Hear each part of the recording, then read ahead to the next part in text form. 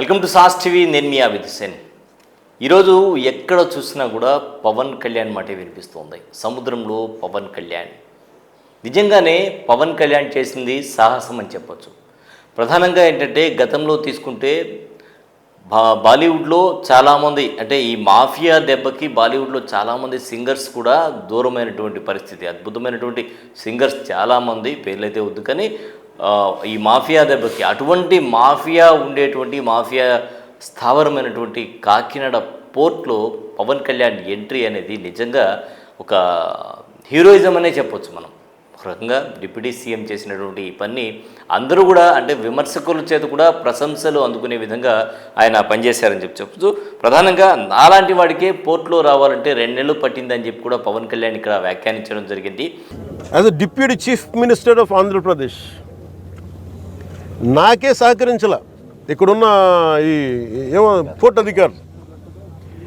So తాను వస్తానంటే అధికారులు ఎందుకు వద్దన్నారు అనేటువంటి విషయం మీద ఆయన పదే పదే మాట్లాడడం జరిగింది. అలాగే జిల్లా ఎస్పీకి సంబంధించి పోర్టుకు సంబంధించి నివేదికలు పంపించమంటే ఈరోజు వరకు పంపించలేదని డైరెక్ట్గానే ఆయనైతే ఆక్షేపణ చేయడం జరిగింది. అసలు ఎలా వచ్చాయి 6 కోట్ల రూపాయలకు సంబంధించినటువంటి 6 కోట్లకు పైన విలువ ఉండేటువంటి బియ్యం అక్కడికి ఎలా వచ్చాయి అనేదే ఇప్పుడు ప్రధానంగా ప్రశ్న.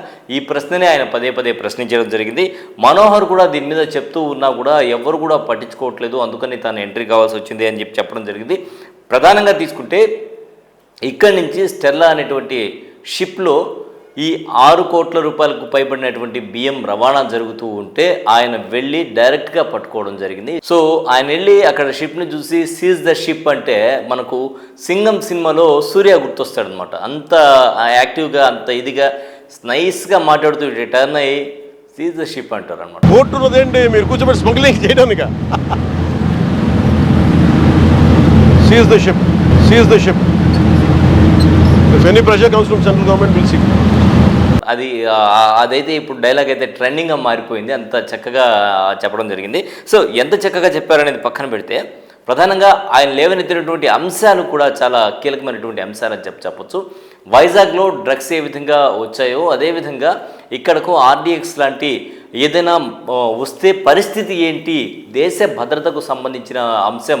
ఎందుకంటే తీర ప్రాంతం తీసుకుంటే 195 కిలోమీటర్ల పరిధిలో మనకు ఉండేటువంటి తీర ప్రాంతంలో పోర్టులు ఎక్కువగా ఉన్నాయి. ఈ పోర్టుల్లో భద్రత అనేది కానీ ఈ విధంగా ప్రైవేట్ పోర్టులకు మార్చి భద్రత అనేది మారిపోతే పరిస్థితి ఏంది, భద్రత అనేది చాలా ఇబ్బందికరమైనటువంటి పరిస్థితులు అని చెప్పేసి ఆయన కసబ్ విషయం కూడా చెప్పడం జరిగింది. సో టెర్రరిస్టులు వచ్చేటువంటి అవకాశం ఉంది, ఇంత ఈజీగా భద్రత లేకుండా ఎలా చేస్తారు, ఎవరి ప్రమేయంతో ఈ 6 కోట్ల రూపాయల బియ్యం సంబంధించి బయటకు వెళ్తున్నాయి. ప్రధానంగా ఆయన చెప్పినటువంటి అంశం ఏంటంటే 1 కేజీ బియ్యం కొనాలంటే 43 రూపాయలు అవుతుంది. ఆ విధంగా ప్రజలకు బియ్యం అంతా కూడా ఉచితంగా ఇస్తోంది ప్రభుత్వం. 43 రూపాయలు కొనుగోలు చేసి ఇదే బియ్యాన్ని వీళ్ళు 15 రూపాయలు 13 రూపాయలకు ఎంత కొంటున్నారో కొనేసి దాన్ని బయట మార్కెట్లో బహిరంగ మార్కెట్ తీసుకెళ్ళి 70 రూపాయలు ఆఫ్రికా లాంటి దేశాల్లో ఇదే బియ్యాన్ని 70 రూపాయలకు విదేశాల్లో అమ్ముతూ ఉన్నారని కూడా ఆయన చెప్పడం జరిగింది. అలా కాకుండా డైరెక్ట్గా మనమే అమ్మాలనుకుంటే మనమే అమ్మొచ్చు కదా. సో ఇది చాలా దారుణమైనటువంటి పరిస్థితి, చాలా తీవ్రంగా ఉంది సమస్య అని చెప్పి చెప్పడం జరిగింది. అదేవిధంగా ఇక్కడ మరికొన్ని విషయాలను కూడా చేశారు. 1000 కోట్ల రూపాయలు ఈ స్మగ్లర్స్ సంపాదించుకుంటున్నారు, వీరికి చెక్ పెడతాను అని చెప్పి కూడా పవన్ కళ్యాణ్ ఈ కాకినాడ పోర్టులో జరిగినటువంటి కార్యక్రమం అనంతరం నిర్వహించినటువంటి విలేకరుల సమావేశంలో ఆయన చెప్పడం జరిగింది. ఇంకా ఆయన చెప్పినటువంటి మరికొన్ని అంశాలు చూద్దాం. తీర ప్రాంతమే మన బలం అలాగే బలహీనత అని కూడా ఆయన చెప్పడం జరిగింది. వాస్తవంగా తీర ప్రాంతం అనేది మనకు ఎగుమతులు కానీ దిగుమతులు కానీ ఎంత బలమో బయట నుంచి మనం ఏమాత్రం అలసత్వం వహించినా కూడా బయట నుంచి ఉగ్రవాద శక్తులు ప్రవేశించేటువంటి అవకాశం ఉంది అనేది మాత్రం వాస్తవం. ఇదే విషయాన్ని ఆయన పదే పదే చెప్పడం జరిగింది. దీని మీద హోంమంత్రితో మాట్లాడతానని కూడా ఆయన చెప్పడం జరిగింది. సో చాలా చక్కటి విషయాల్ని ఆయన ప్రధానంగా చెప్పడం జరిగింది.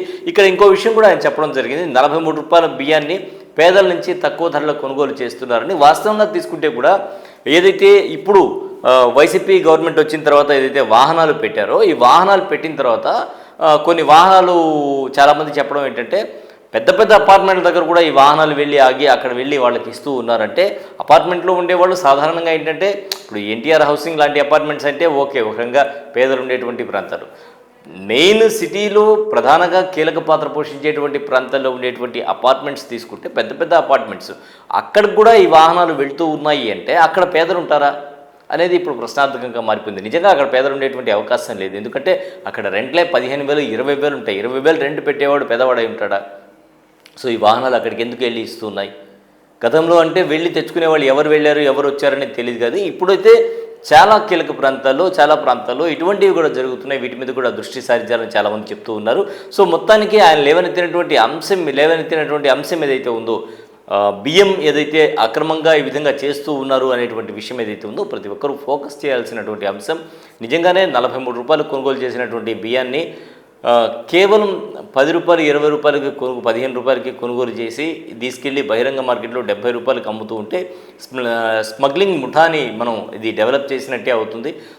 అవకాశం లేకపోతే కొనొద్దు, బియ్యం వదిలేసేయండి, అలాగే వదిలేయండి. కానీ అది ప్రభుత్వం దగ్గరే ఉంటుంది, పేదవాళ్ళకి వెళ్తుంది. కానీ స్మగ్లర్స్ని ఎవరు కూడా ప్రోత్సహించవద్దు. 10 రూపాయలకి 20 రూపాయలకి మీరు కొనేటువంటి బియ్యం ఏదైతే ఉందో ఇడ్లీలకి దోశలకి వాడుకుంటే ఇంట్లో వాళ్ళు ఓకే. కానీ బయట ప్రాంతాలకి ఈ విధంగా పీడిఎఫ్ బియ్యం అక్రమ రవాణా ఏదైతే జరుగుతుందో ఇది మాత్రం దారుణమైనటువంటి అంశం. ఇది స్మగ్లర్స్ని ప్రోత్సహించినట్టే. కాబట్టి దీని మీద ప్రతి ఒక్కరూ ఆలోచించండి. ఇది దేశ భద్రతకు సంబంధించినటువంటి అంశంగా చెప్తూ ఉన్నారు పవన్ కళ్యాణ్. సో ఈ విధంగా ఒక బియ్యం అంటే ఓకే, కానీ మిగతా విషయాలు ఏదైనా రాకూడని వస్తువులు దేశానికి వస్తే అప్పుడు పరిస్థితి ఏంటి అనేటువంటి విషయాన్ని కూడా లేవనెత్తడం జరిగింది. ఇది ప్రధానంగా కూఫీలో అయితే ప్రైవేట్ పోర్టుగా కాకినాడ పోర్ట్ అనేది నాకు తెలిసిందని చెప్పడం జరిగింది. ఇంకా ఆయన ఏమన్నారు ఒకసారి చూద్దాం. ఇలాంటి నెగ్లిజెన్స్ వల్లే కదా కసాబ్ లాంటి వాళ్ళు వచ్చేసి దూరింది. And we have ONGC here. Whether they go according to international I don't care. Ease of business అంటే స్మగ్లర్స్కి ఈజ్ ఆఫ్ స్మగ్లర్స్ కాదు కదా. అంటే ప్రైవేట్ పోర్ట్ అంటే అకౌంటబిలిటీ లేదని ఎందుకు అనుకుంటారు? అంటే మీరు కంపెనీలు కొని పోర్ట్లు పెట్టి ఇన్వెస్ట్ చేస్తే ఏదైనా చేసేయచ్చా? ఈ పొలిటికల్ ప్రెషర్స్ ఉన్నాయి, పొలిటికల్ బాసెస్ ఎవ్వడేం చేయడు when it comes to national security.